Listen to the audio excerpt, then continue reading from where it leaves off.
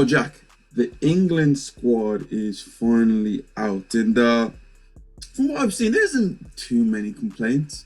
I feel like there's a few mixed feelings here about certain things, and we're gonna get into it. But, Jack, before we get into what we dislike about the England squad, can we go into things that we do like about this England squad and the team that James, goes? before we do any of that, Oh, can we ask all the people watching, the new people, please make sure that you're subscribed. We're professional YouTubers now, and we're telling you what to do. But seriously, if you want to support the channel, you want to support me and James, blah blah blah, do all that good algorithm stuff. Subscribe, like, comment, do all that stuff.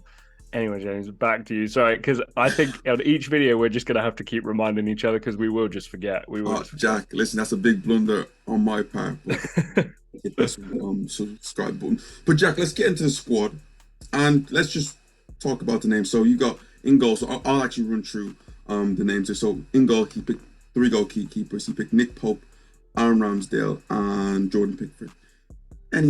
Not really that much of a surprise there. Nick Pope will never be England's starting goalkeeper, and I don't think for how England want to play and what England want to do that Nick Pope is a good deputy. I don't think he should be in the squad at all. I don't think he should be in contention. I'm not saying he's not played well, but for what England want to do, Nick Pope doesn't really fit that. If Newcastle United ever win a Premier League, I'm telling you, Nick Pope probably won't be the goalkeeper during that squad. So for me, Dean Henderson should have gone. To me, Pickford is 1, Ramsdale is 2, Dean Henderson is 3. Nick Pope should be nowhere near the squad. It's not the most egregious thing in the world because Pickford is likely to play just all of the games. So I'm not going to be hammering down the door for it, but I don't think Nick Pope should go personally. I don't have too much of a problem there. The number 2, I think Ramsdale should be number 1. But I feel like where Gareth Southgate is, he will put Nick Pope in the number 2, which I don't seem to understand.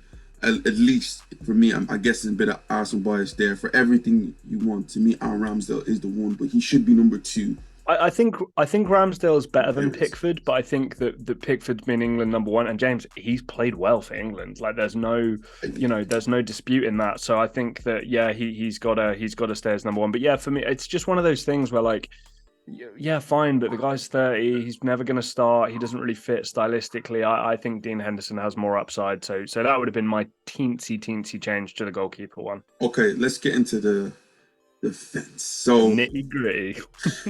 So we got Trent Alexander-Arnold going. There's a bit of a debate about him, but he's going to. We have Connor Cody, Eric Dyer, Harry Maguire, Kieran Trippier, Carl Walker, who I think is going to be fit and ready for the World Cup, and Ben White. Jack, how do you feel about this, and is there any particular players missing?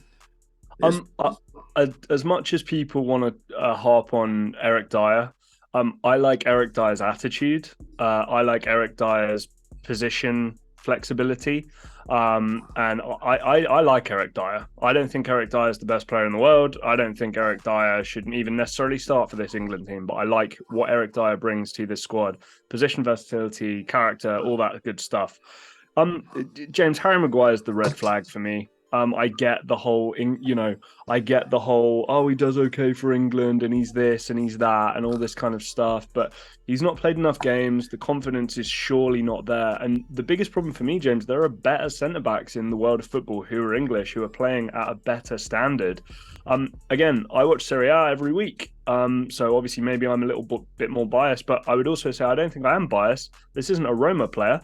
I'm not trying to tell you that Chris Smalling should go, although I do think Chris Smalling is a better player than Harry Maguire at this point, and I think he should be considered ahead of Harry Maguire.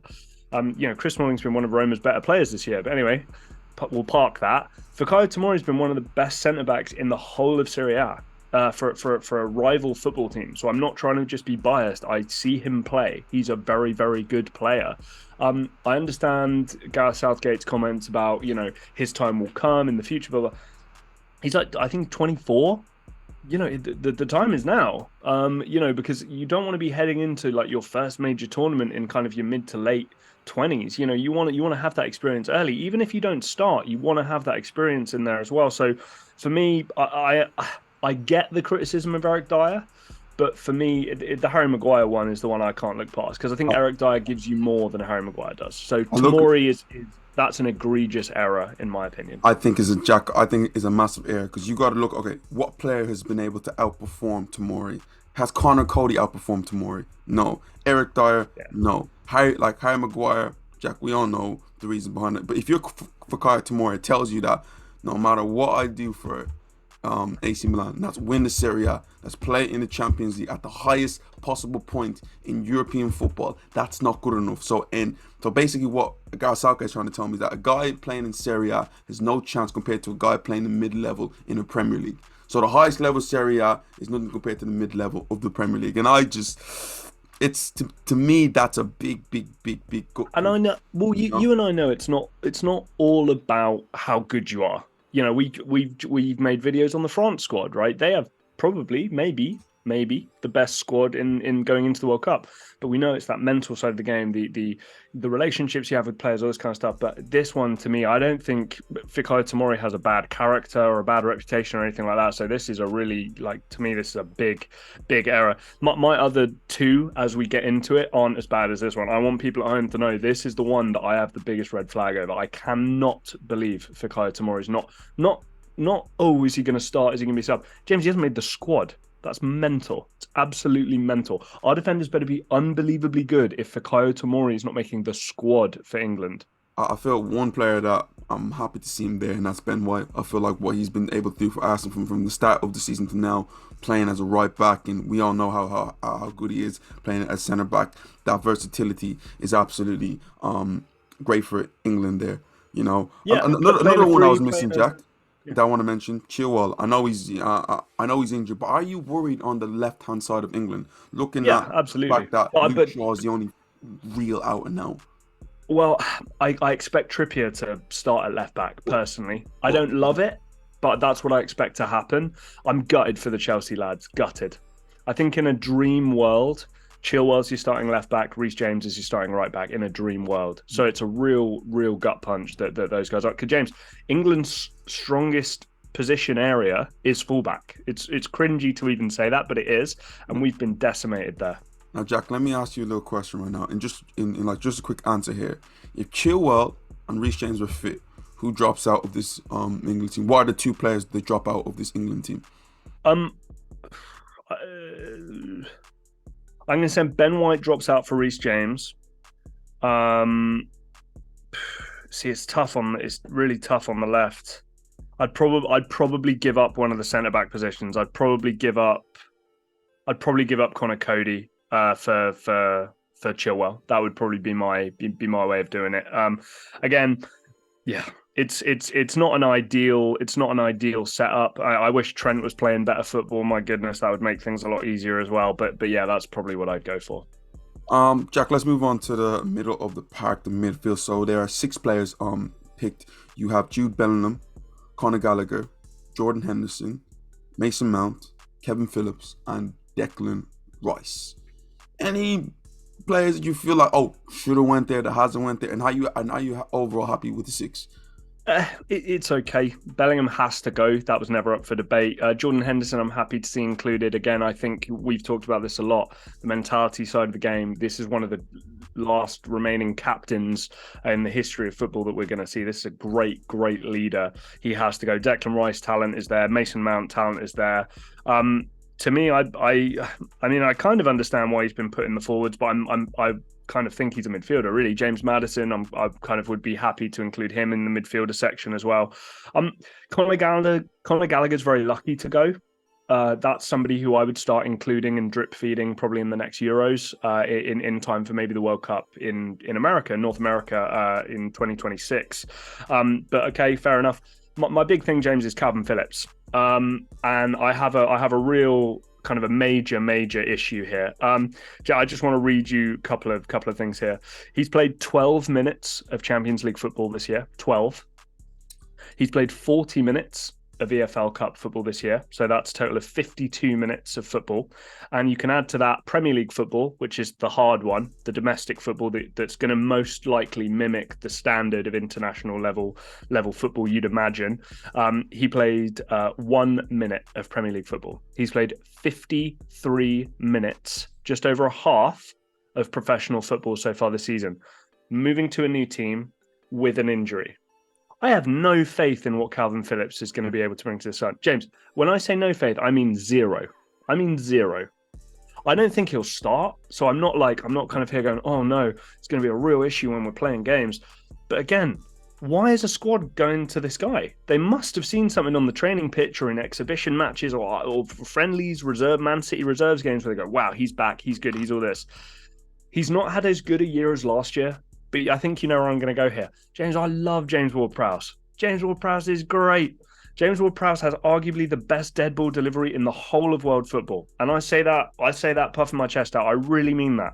James Ward-Prowse's ability to deliver more assists, not shooting, but from corners, from free kicks, being so dangerous with the squad that we have. James Ward-Prowse should go. It's been a tough time for Southampton this year. He deserves to go ahead of Calvin Phillips. Not saying he should start under Southgate, but that for me is a little bit of a red flag. I think there's been some conversations going on in the background there. They must have been keeping a very close eye on Calvin Phillips' fitness. Let's just say that.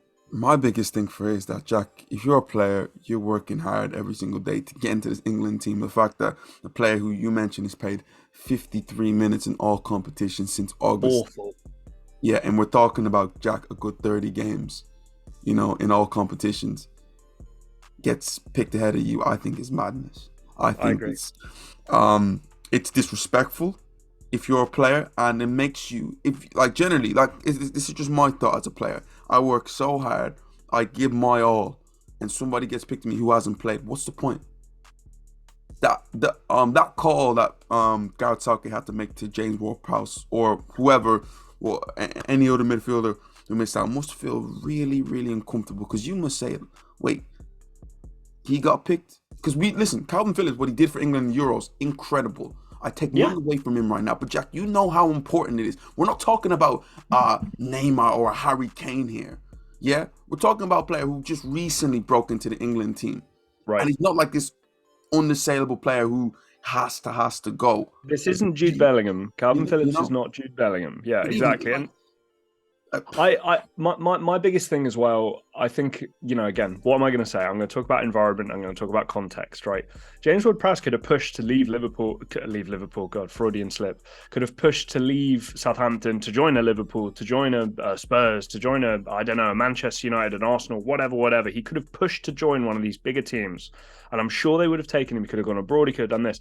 He could have looked better playing in a better team with better teammates surrounding him, allowing him to showcase his skills more. He didn't choose to do that. Stayed at Southampton, worked, he's trained every day, he's done all this, and then got a guy who comes in and plays just over half of football, professional football, and he's going to go to an international tournament, a World Cup, to try and beat Brazil, Argentina, France, Germany, Spain.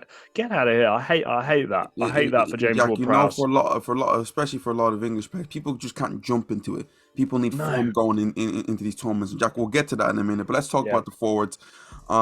You got Jack Grealish, Harry Kane, James Maddison, Marcus Rashford, Bukayo Saka, Raheem Sterling, Phil Foden, and Callum Wilson. How do you feel about that English strike force, Jack? I don't, for what I think we're trying to do, I don't know if Jack Grealish is necessarily the best fit ever. Especially how his role has now changed from if we had Aston Villa Jack Grealish, I'd be like, oh great, cool, awesome, different option, maybe off the bench, whatever, we can provide a bit of dynamism. Man City Jack Grealish has operated over the past couple of years now in a very, very different role that I don't think really suits what England are trying to do. I've seen some criticism of Marcus Rashford going, I again, similar to Eric Dyer, I'm going to defend that a little bit. Marcus Rashford, again, position versatility, and is the physical athlete and the specimen that none of these other forwards necessarily are, to be perfectly honest with you. I think he gives you something different, going in behind, running channels, position versatility, all that kind of stuff. James, Tammy Abraham has to go, though. Tammy Abraham has to go. And I hear a lot of people going, oh, well, what do you mean? He's not going to score goals. It's like, guys, a squad, there's a tactic to how you approach a game. If you're a football manager, you don't just go, oh, gun-ho, let's score all the goals, let's stop the other team from scoring goals. There's a way, there's a game plan. There's the way a game's going to go. Some teams attack you early, some teams attack you late. This is all stuff that goes into analyzing games, previewing games. That's why there's all these staff members as parts of football clubs and national teams and all this kind of stuff. Tammy Abraham, if we're going to be winning a football match, and again, I know everyone's going to be like, you're biased, Roma fan, whatever. That's fine. I don't care. Tammy Abraham, if England are winning a game by a goal or 2 goals, and Tammy Abraham comes on for Harry Kane, he's going to be a nightmare to play against. A nightmare. Hold up play, running channels, awkward to play against, defensive work rate, everything. You name it. Tammy Abraham would be the perfect substitute if England are winning a game. I think you need depth off the bench if you're winning a game or if you need to win a game. Those are your 2 kind of trains for substitutes, right? That's kind of the way that most managers operate and think. Tammy Abraham is the number 1 pick on my list for if we're winning a game to hold out a game from the front. So he would go for me ahead of Jack Grealish. Apart from that, my heart goes out to Ivan Toney. I think he deserved to go. Maybe over Callum Wilson as well. I know Callum Wilson's kind of had injuries here or there. So to me, maybe Ivan Toney over Callum Wilson. Apart from that, James, I'm not too upset with it. Proud of James Maddison. Happy with Foden, Kane, of course, Sterling, of course, Saka, of course. But yeah, I'm going to defend the Rashford pick. To me, Tammy Abraham over Jack Grealish and maybe Ivan Toney over Callum Wilson. That's more of a coin toss, but there we go. Rant over. Sorry, guys. My only thing about the strikers thing, to be fair, I like the majority of players there. Again, you mentioned James Maddison. Happy for him. Marcus Rashford's form, Jack, since August has been fantastic. I don't know why people are even mentioning, oh, should he win? Jack, you look at overall what he brings in, Jack, the quality and the fact that he's played at the highest level in football, Champions Leagues, and plus, Jack, he's been there with his England team. He's been to a World Cup. He's been to Euros. To me, that is a no problem there. My biggest issue is... Sorry, I know I keep interrupting. Just off the back of that, Tammy Abraham, if you're winning a game. If you're not winning a game, Marcus Rashford, right? There are your, I mentioned those 2 branches. There are your 2 branches. They're right there. Sorry, go ahead. Yeah. I just love my train of thought there. But I was listening to Gareth Southgate's press conference and he mentioned form. And he said the reason why Tammy didn't go is that he's had a bad stretch of goal scoring form and form overall. And if you're going to use that logic for one player like Tammy Abrahams, why is Callum Phillips gone? Why is a player like Harry Maguire going there? We all know when Gareth Southgate first came into England, he mentioned that he wants to pick players based on merit and based on form. So why are certain players in this team, let's be truthfully honest, who hasn't played at all? I think it's crazy. I look at the way the strikers, Jackie, you mentioned the way the strikers are formed. A lot of strikers who want to receive the ball, get on the half term, like James Maddison, like Phil Foden, Harry Kane, Jack Grealish, and then like you have players who can also go in behind and be a bit more direct. Marcus Rashford, Bukayo Saka, Raheem Sterling, and even Callum Wilson. I do believe that when, let's say, England do need a goal, and then you want to go a bit more direct from the point of view of balls into the box, more crosses, you needed more of an aerial presence there.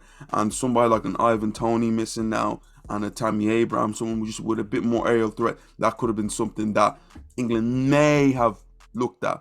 But I'm not going crazy against the team. I just don't like the statement he mentioned about form and certain players getting picked with. That is almost like you're lying to the public in a way. People are you're right. You see what's going on, Mate, you're absolutely right. You're absolutely right. Like I said, I think my overarching opinion is I don't hate it because a lot of the concerns and nitpicks I have are from substitutes, right? Fikayo Tomori to me should start. Fikayo Tomori is one of the better defenders in all of world football. He's really put himself out there to give himself that kind of credit at the moment. I don't know if he's a top 10 centre-back, but he's definitely in and around that kind of upper echelon to the top 20s, I'd probably say, for centre-backs in world football. A lot of his international teammates, James, can't say the same thing. So to me, that one's pretty egregious. But apart from that, my comments on James Ward-Prowse, on Ivan Toney, Tammy Abraham, it's all kind of how it affects you off the bench. Right. So overall, I'm not too upset. I think the starting 11 will still be much the same, barring injuries. Obviously, Reece James, Chilwell, that sucks, but it is what it is. And the goalkeeper one as well. I'm talking about a 3rd string goalkeeper. Big deal. I'm really splitting hairs here.